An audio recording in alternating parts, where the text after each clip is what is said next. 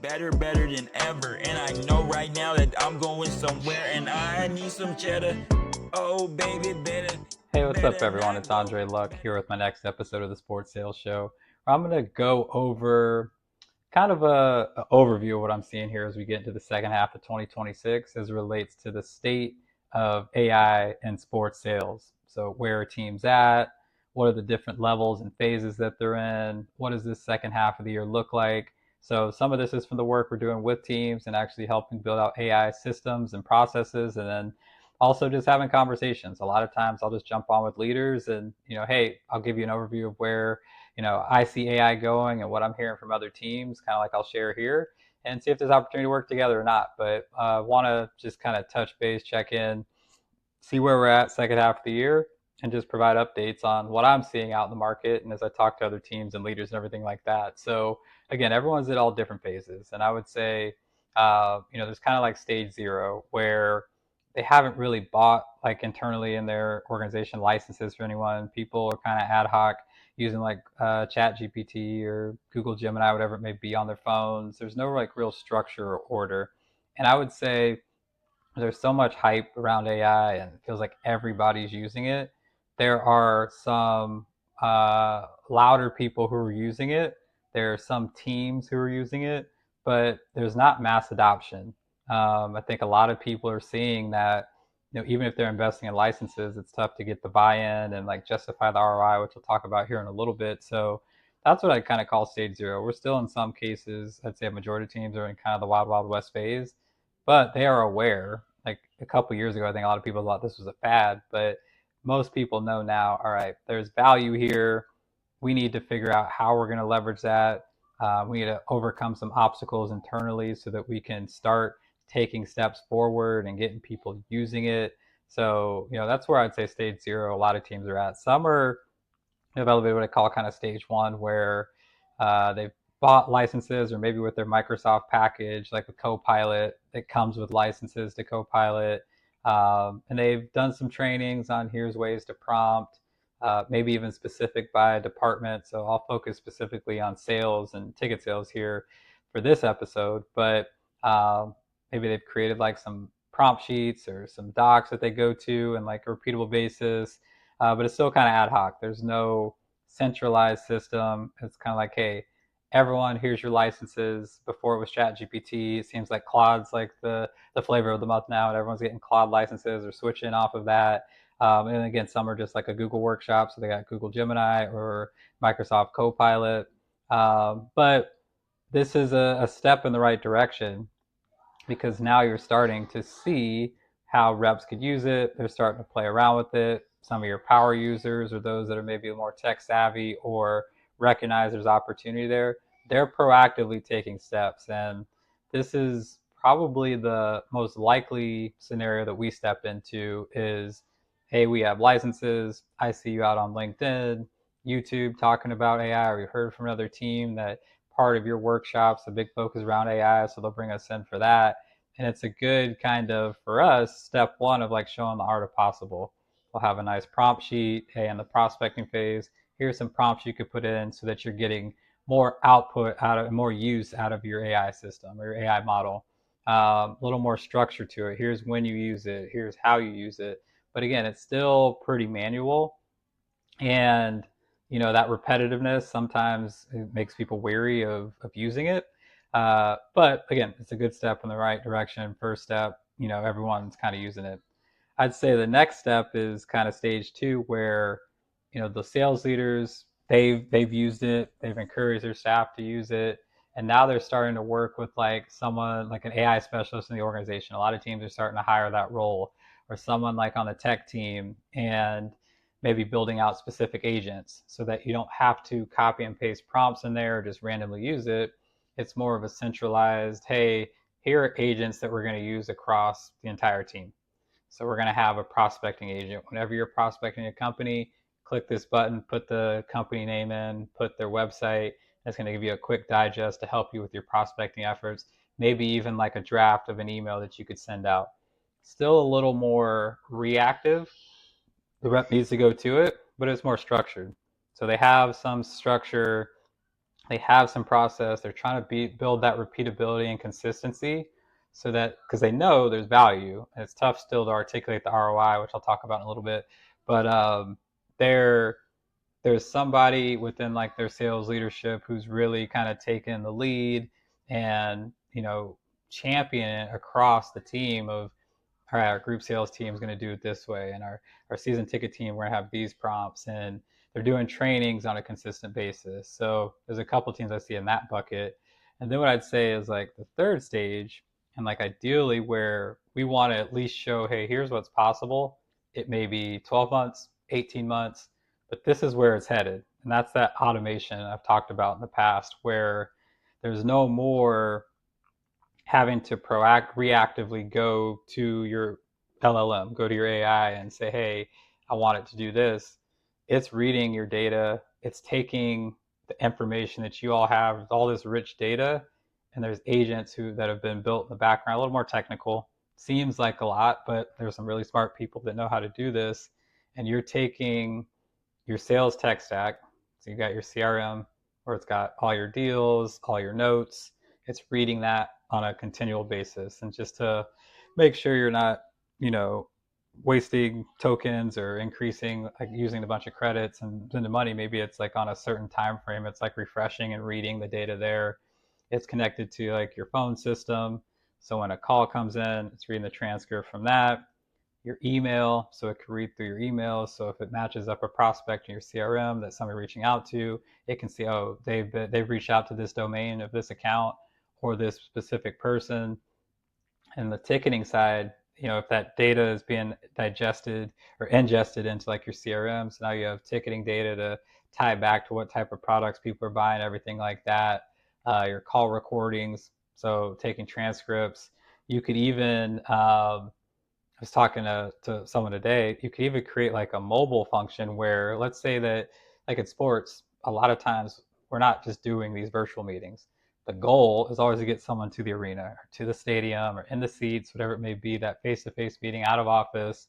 And so instead, since you could record it, but let's say you don't get it recorded, after the meeting, you could quickly just record a quick note, and that pushes now into this. So we have a tool journey that we could build it on. You could build something like this in your own instance. So as a team we're working with, heavy Microsoft, so they're building it on like the Microsoft Copilot suite. Google has something similar. So it's really connecting all your systems. So wherever you get all this data, like your data enrichment, like a Zoom info, and it's reading these things and it's proactively giving you insights. So when I show up as a rep, I don't have to like sift through my CRM. I don't have to guess or like randomly just call a bunch of leads. It's taking all that data and saying, here's your top 10 opportunities or 20 or whatever it may be to make money today. And so you're taking those insights because we've trained on what good looks like, what the best next steps are, could automatically draft an email for you to be sent. And like you could click send from there, and now it shoots that information back into your CRM. So that's the ideal stage. But to get there, like you're not jumping from wild, wild west of nobody has licenses, everyone's kind of doing their own thing, to straight to that. So there's like these jumpstart programs that we have with AI that we're helping teams kind of go through. All right, let's first let's do training and just show them like what the art of possible is from prompting. All right, now you understand it, you get it. Now the next step is building out these agents. And so let's pick 2 or 3 agents. Let's do a proof of concept. Let's pick like your season ticket team, or let's pick your suites team, your premium team. And for the next 90 days, we're going to measure certain metrics to see, one, utilization. Are they actually using it? But are we starting to see data and metrics start to go up into the right to justify the investment in these agents? All right, if you're seeing that, now we can expand to a larger subset of teams, and then eventually you get to that. All right, this is all working. Now we need to like connect all these systems and workflows so it's automated, so that everybody now has this. So it's a step process, and ideally, I'd love for people to go from here to there, but it takes some time because it's less. I don't think people don't believe that's possible, or that's not going to lead to success. There's a lot of conversation you have to have internally. There's a lot of buy-in you have to get, like just with any tech tool or system that you're looking to purchase. I remember you're buying LinkedIn Sales Navigator or getting a tool like Wolf Cycle. Like, you have to justify the ROI. And a lot of times, like, they make you commit to like a year, 2 year contract, but you haven't had any like proof yet to show that this works. So what we recommend is start with like a small 30, 60, 90-day proof of concept, show the return, and then slowly start to scale it versus jumping in this long-term commitment. So yeah, there's some real use cases out there, like teams. One team we worked with did kind of like the workshop and teaching them like, here's prompts, here's a good way to use it. They're hiring now AI specialists specifically on the sales team to take that kind of 1.0 version of what we worked on to build out more systems process, and they have somebody who's like seeing this day to day. Pros and cons of that: you got someone who's internal, who's working on it, who understands language and can stay on top of it. The con is, because this is so new, there's not a lot of talent that understands both the sales process and how to take these AI systems and processes and like articulate it. So that's going to be a huge opportunity for people like this over the next 2 to 3 years. But until they like understand and learn sales at the level like a sales leader does or a C-level does, it's going to be a lot of kind of learning and growing. But at least, again, a big step in the right direction, because teams are now investing in resources that are going to take AI to the next step. And I could count on one hand how many teams I've talked to that actually have like a role like that. So they're going to be light years ahead of most teams who are still kind of figuring things out and debating internally like what we should do. Another team working with, they they did the workshops. Hey, we got our teams using AI. They understand to use ChatGPT now. And so now we're helping build out specific agents. So that's that proof of concept I was talking about. Let's take 2 to 3 agents, show success, so that that person can now go back internally and say, hey, this is working. I want to invest more. But they're not getting the resources they need yet because they haven't shown the ROI yet on it. They haven't proved that this works out. So that's the best next step for them. And another team we're talking to right now, they're a little further ahead. Like, they've built agents. They've been probably one of the teams that first started really doing AI work when ChatGPT came out a couple of years ago. And now what they're looking to do is that automation stage. And so instead of jumping all in with 40, 50 reps, they're picking one team, one specific use case over a 90-day period where it's like a peak time in their sales campaign.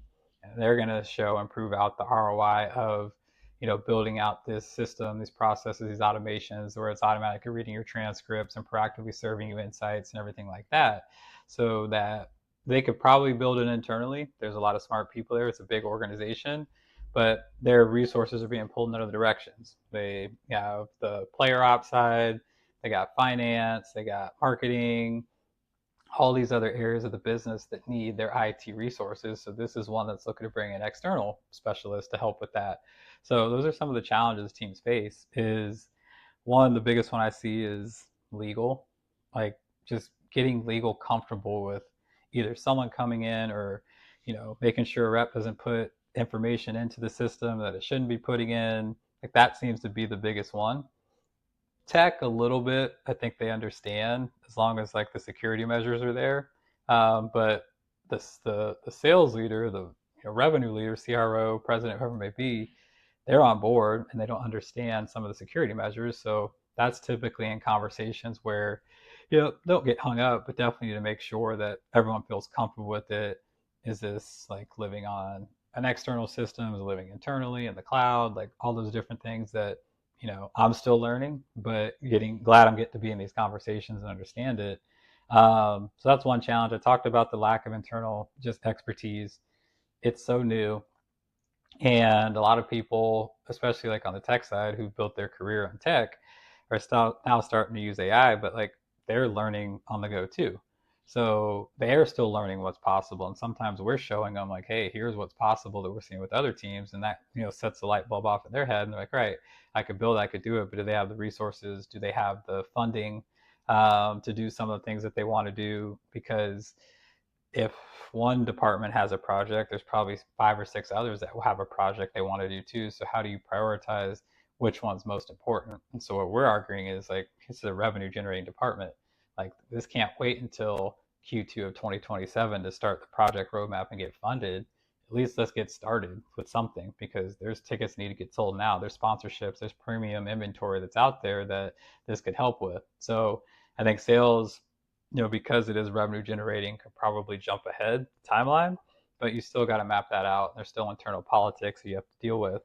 But back to the ROI, that's probably the biggest one. That's the challenge, is like, how do you measure it? And so that, and getting reps to buy in and using it, because people come out of a training or they get their license and they're super excited and pumped up about it. But like, how do you build that repeatability that they're using on a consistent basis and they see the value of it without it being time consuming? Because if they're like, hey, this is just taking me more time and this is how I used to do it and I was doing just fine, hit my goals, hit my numbers, why am I going to do this? Even though it provides a better insight or better scoop. Like if I'm still closing sales, like I'm going to keep doing what I'm doing. So you got to make it simple and got to build it into their workflow so they see the value. But back to the ROI, that's one. As I talk to teams, but also I listen to a lot of podcasts about this, and what a lot of the experts, I guess you could say, are saying is like, don't promise revenue yet. Do a pilot, do a proof of concept, prove out the case, and then justify it. But even then, because depending on how long the sales cycles are, especially if you're looking to close bigger deals, which a lot of people are, they're not looking to close a couple $100 deals using AI. You're looking at 5-6 figure deals. That's a 90, 180-day sales cycle, depending on what it may be. So even in a 90-day pilot, proof of concept, you're not going to see necessarily the revenue immediately from that. So you're going to have to find other leading indicators that you can justify to show that things are starting to move up to the right. So some of those leading indicators, one, selling time. So 30% of reps are actually spending time selling with, or spending time with the prospect selling or a client selling. So how do we increase that and measure that now that's moving to 50 or 60%? Because they have more selling time, are they able to work more opportunities? So in the past 30 days, they used to work 100 opportunities. Now they're working 150, 200 opportunities because they have this, workflow and this automation that's allowing them to do more. Is the quality of their opportunities going up? So when you look at their pipeline and like, what's a forecasted deal that you feel good about? If it used to be the average opportunity was 6,000, is it now 10,000 or is it now 15,000? Because what you should think is, if I'm now getting better insights to get me better meetings and find the better right fit customers that I should be targeting, those opportunities should be of higher quality, and the sales cycle should speed up, and those deals should be worth larger, because now you're just going in more informed, more prep, versus just kind of winging it and hoping that things go the way that you want them to. So that's one thing, is finding those leading indicators versus trying to justify revenue, because it's going to take some time before we could see that. So if you're promising revenue, you lose a lot of credibility at the executive level, because they're going to know that the revenue is not coming in yet. But you can show in a small proof of concept that can then build to leading something bigger than that. Another recommendation is having like a centralized person who's owning this change management. Again, change management is difficult. There's a lot of politics internally. There's some teams have committees, which is great, because they're kind of talking through what's the best process. But you need somebody who's owning it, who's this is their focus, this is their responsibility. Or once it falls to like a group, no one really takes accountability. So you need someone owning that, someone who's managing like the costs, because you could easily like max out like your token cost, and everyone's using like all these different models, and they're wasting credits and utilizing credits very quickly. So someone who's managing that. And then lastly, yeah, since there is such little expertise, bringing in experts, specialists from outside who can implement structure, process, use cases, at least get jump started and going as people internally start to learn and see what the opportunities are here. So I think a lot of people jumped into it like rushing to like get these immediate results. I think what they're seeing is there's definitely opportunities for it, but it's going to take time. So let's find like small use cases now, prove the concept, and then from there we'll look to grow and develop and everything like that. So every episode talk about things that stood out. I was doing a workshop with the team recently. They're Microsoft, they use Copilot. And so what we did was built out agents. And so before, when building out agents, it was a bit of a process. You had to prep this like special knowledge doc and like have really detailed instructions. And I still think you should go through the exercise, but now it's so simple. You just chat with it and it builds out the agent for you in like minutes. So that was something I was impressed with. That stood out to me, that it's not as complicated more to build these agents that could help you, speed up some of your processes. You don't have to keep manually prompting and everything like that. Also want to give a shout out, do that every episode. So there's a group of guys at Front Office U. And so they asked me to be part of one of their podcast episodes recorded. It'll come out here in probably a couple months. But these are two guys that are early in their career who are investing time on top of their day jobs just to give back and help teach others.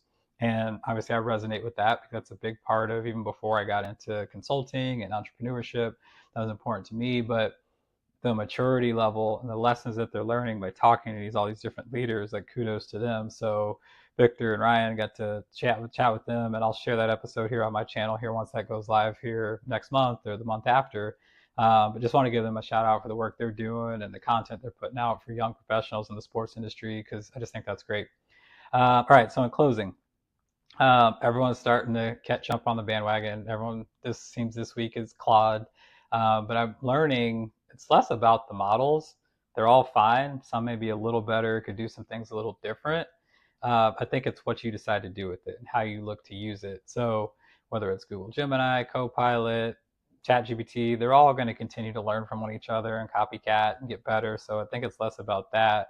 But instead of just thinking everyone has licenses, we're going to see all this revenue now, or expecting things to just like happen immediately, it's changing the way we work. So everyone now needs to learn, like everyone has an assistant. Let's build out like simple use cases so we get that repeatability and that consistency, prove the ROI, then we justify expanding it, so we're not wasting on just buying everyone a bunch of licenses and then realize it doesn't work and we got to start from square one. Like, let's be smart about it, start small, prove the concept and everything like that, and then take it from there. And so as I get more insights, as I work with more teams, as we start to do more build outs, things like that, I'll bring that here to the show. So you all could learn as well. But if you have questions, obviously reach out. Happy to share what I'm seeing out there in the market. But if this is valuable, like it so it gets out to more people. Share with someone in your network that can take a lot away from this. Maybe someone who's like curious about AI, or a leader that's looking at use cases on how they can help their team. Happy to talk to them further about that. And then subscribe. Every week come out with a new episode, so then you'll be updated and notified when those come out. But like I tell my daughters every morning when I drop them off for school, go be awesome today. I'll be back next week with another video. That's nothing. I'ma be doing this and I'm gonna be head hunting. Oh baby, don't know. Oh baby, don't go. Oh baby, don't know. Oh baby, don't go.